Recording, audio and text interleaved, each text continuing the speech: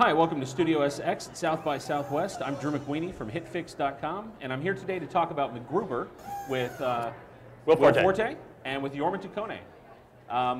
So guys, there is a tradition, obviously, of Saturday Night Live sketches and characters that have made the jump to the big screen. And you know, you've got on one end of the spectrum like the Blues Brothers or Wayne's World, and obviously there's the fear that maybe people won't respond to the character. You'll get the ladies' man. How do you start to translate Macgruber, something that is short form, to a feature? First of all, I just want to say I love the ladies' man. Excellent. It's fantastic. No,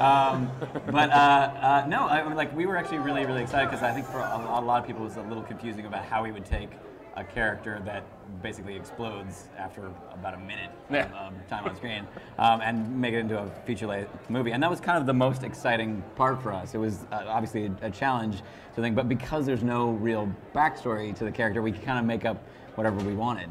And so we were huge fans of late 80s, early 90s action films like Lethal Weapon and Rambo 3 and Die Hard and all that. So we had a template and a genre that we wanted to go for. Not in a spoofy way, but in like sort of a real ode to kind of way. Do you not like Rambo 1 and Rambo 2? I like Rambo 3 the best, I would say, and then... He always goes straight to Rambo 3. Really? That's why I'm wondering. Well, it's late 80s, so Okay. it's only that I just want to be accurate. Okay. Yeah, absolutely. And it was really that I hadn't seen Rambo 3 in a while, and then upon watching it again, I was like, oh my god, we wrote almost the exact same sort of introduction character scene. Like, when finding Macgruber, it's almost identical to Rambo 3, and that was not in any way intentional. Well, it seems like that's kind of the mood right now, is the late 80s action thing, because the A-Team's this year and the Losers this year, and you guys are right in the middle of that. It's almost prescient. Like, it was just something that you were interested in and wanted to do, and naturally came out of the material, right? Yeah, I mean, like, we that just kind of gave us a template for like what we were kind of going for, like, and we really, as I said, we really didn't want to make it spoofy. We wanted it to be sort of an actual 80s, like a real action movie.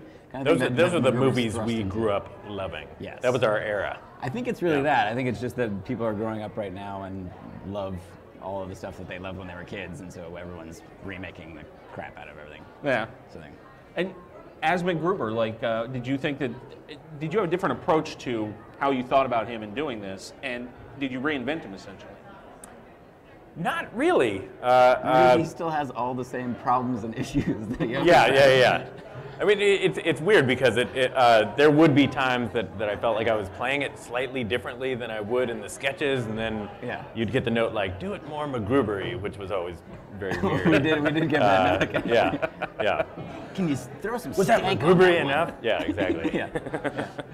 But you're working with Kristin, who you've got such a great rapport with from the show, and then you bring in new people like Val Kilmer and Ryan Phillippe, and what is it like to add them to the mix, and people who aren't necessarily known for comedy first, but this is so blatantly a crazy world they're stepping into? Oh man, Val. See, I will always think of Val as a comedian because he's real genius, real genius. Top secret. And his timing is impeccable still. Yes. That's ingrained in him. Completely. But he's such a good actor, and even Doc Holliday, which is a serious role. There's like an element. His character is so great, and there's an element of humor in that. But he was so much fun to have on this movie. And then Ryan does an amazing job. The craziest role, I think, Ryan's, or craziest movie, not craziest role necessarily. But there are some things that he agreed to do in this script that shocking. You'll be shocked I would genuinely say does. shocking. Yeah, but it lent such a credibility to this because I'm such a boob in this thing, and Kristin is kind of a boob also. So we were very conscious in the casting process to make the surrounding characters feel very real.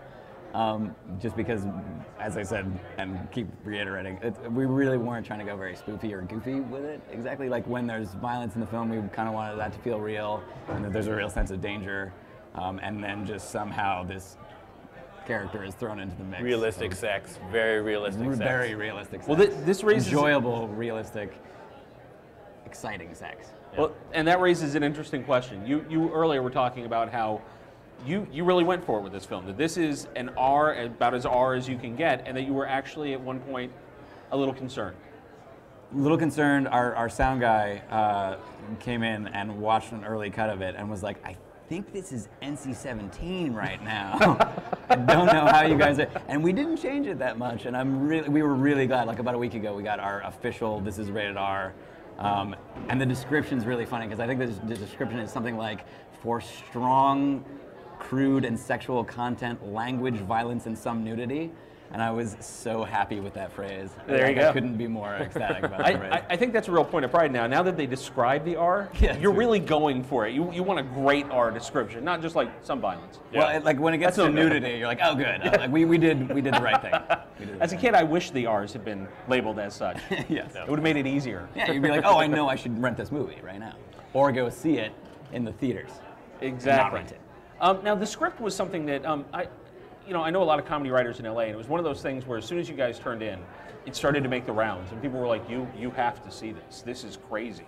And was there ever a sense that, okay, maybe how extreme are we going, and is there ever a sense of pulling back, or was it just, we're going to see what they'll let us get away with, and let's just go? Well, by the way, that's the first time I had heard that was today from you. Like, I'm pretty excited that people were talking about it. Oh, like it's that. huge. But it is pretty accurate, I would say. We just wrote what we would want to see ourselves, and then we assumed, oh, they'll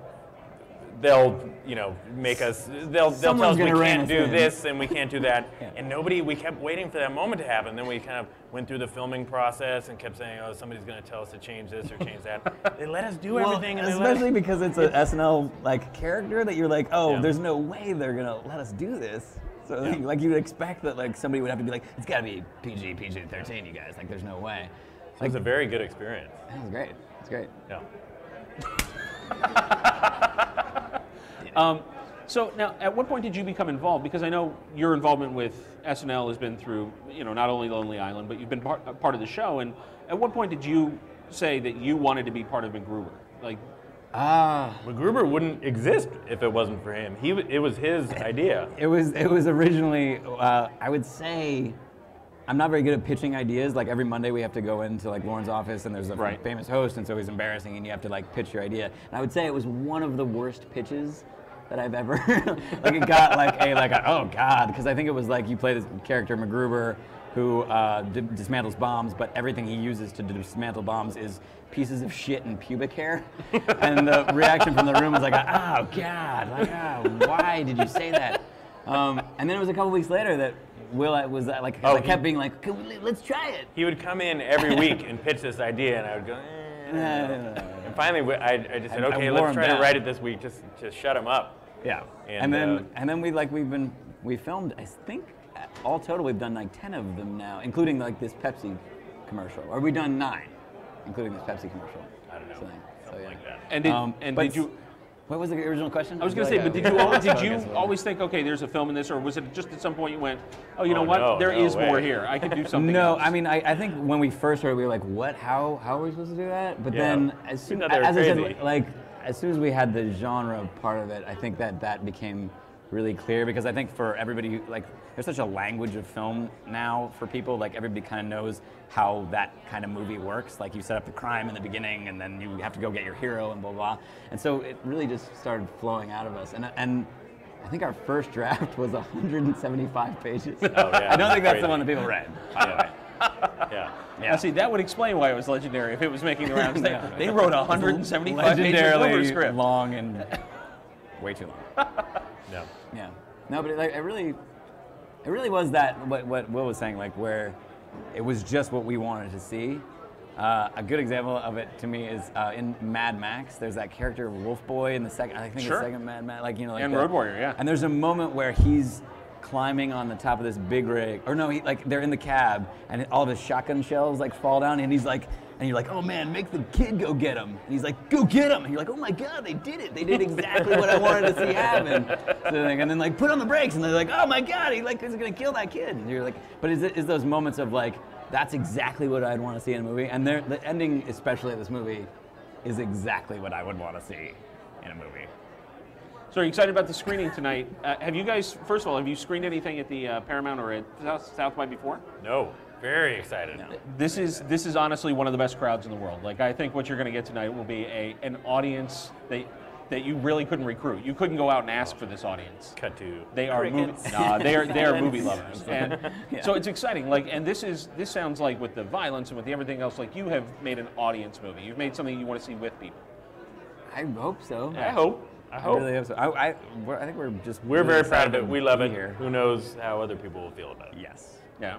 I love it, but who knows? No pressure. I love you. Thank you.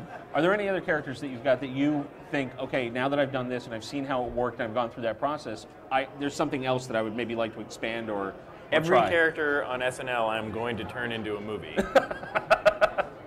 Yeah. Starting with... Which one would you start with? I can't think of any that no, I'm just kidding. No, no. They're all. I thought we thought we were crazy to do this one. No, I don't know. You're I don't know, Hamilton? A Hamilton movie? Closet Organ. There we go. The movie. Closet Organ. Yes. That would be awesome. Last year, one of the films that I saw here was Slammin' Salmon, the Broken Lizard film, and it's a great little movie, and it's kind of frustrating when you see a great ensemble comedy with names you recognize and a huge cast, and it never quite gets its fair shake. That's something that hopefully will have a big afterlife on DVD. Does it matter to you when people catch up with something as long as they see the work and it gets out there and eventually finds its audience? Yeah, I mean, the funny thing is I still haven't seen Slammin' Salmon. Like every time they would screen it, I would be back in New York, and then it had such a they gave it such a little shot that you had to be, in this particular city on this particular weekend, and I was working that weekend in New York, so but if people get a chance to see it on DVD. Yeah, and cable, obviously. Hot Rod was like that for us, obviously, too. Like, I think that people do like that film, but it took a while for people to actually be able to see it. So I think like there's that second life you have on DVD, and then the third life on cable, when people actually seem to see everything. But it is scary because there's so many movies that come out, and so the smaller ones, because this is actually a fairly small movie. We made it look as big as we possibly could, sort of thing, but we didn't have that much money, actually, and we shot it really, really fast. We shot it in 28 days. Wow. Sort of thing. So it's but it is that scary sort of thing of like, the weekend we were growing up is like against Shrek and some other, and there's huge movies coming out around that time. So I'm just hoping that people, that the word gets out that it's actually good, But see, I think word of mouth still is a very powerful thing. Land of the Lost is a movie that I think got caught between a rating. Yeah. Like there's the people that really enjoyed it were like, it feels like an R-rated movie. I'm really kind of surprised it's not, and they really enjoyed it for what that is. And I think the kid audience that they kind of sold it to maybe wasn't the right audience for the movie you made. Totally. But the word got out there. Like I think now people are seeing it and realizing what it is, and Hot Rod's definitely the same way. It had a long tail on it. Yeah. I like it. It is one of those things that Land of the Lost was it does make you, in retrospect, you're like, you really wish that they had even kept some of the even raunchier stuff in it. Yeah. There was a whole scene about how my character was potentially a rapist. Yes. So then you're like, oh my God, it's such a bummer we had to cut that. Chaka. Especially in retrospect, sort of thing. And if you don't realize, Jorma was Chaka in the Land of the Lost remake. And I may or may not have been nominated for a Razzie. So. Wait, did you win? I didn't win. So congratulations. Who won the Razzie in your category? I think Miley Cyrus or Miley Cyrus's dad. Oh, you deserve it. And how my are you nominated in the publicist is same not happy that I said that. How were you nominated in the same category as Miley Cyrus and her dad? What category was that? I think that movie was really bad. Supporting character. Dude, that movie is funny. I don't know what people. I loved it. Yeah. Well, thank you guys. I'm looking forward to seeing it tonight, and I'm glad I'm seeing it here of all places. And thanks for coming down and helping keep Austin weird, man. Excited for you to see it. Thank you very much. Thank you. Thank you. Jorma, good to see you again, man. Good to see you. Goodbye. Thank you.